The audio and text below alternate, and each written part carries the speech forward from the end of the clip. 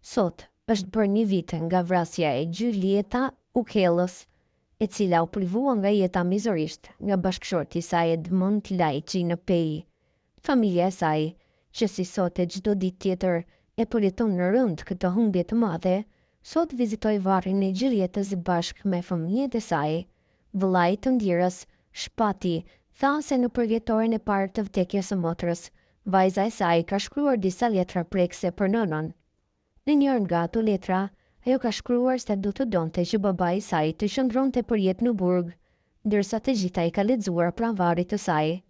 Shpati tha tutje se vajza është në gjendje më të rëndë, pasi është më e rritur se djemt, dhe ajo çfarë ka prekur më shumë është se babai i saj nuk kanë tentuar asnjëherë të komunikojë, madje as ta shikojë në seanca. Vajza ka gjendjen pak më të rëndë. Nanën e ka humbë në formën më makabre që ekziston. Babai nuk e kujton asnjë moment, as nuk e përmendin, nuk e kanë shpreh asnjëherë dëshirën. Këtë punë po e ndjekim përmes shtetit.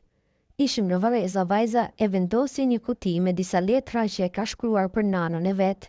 Në një nga letrat, vajza ka shkruar që do të doja që babai të jetë në burg tërë jetën.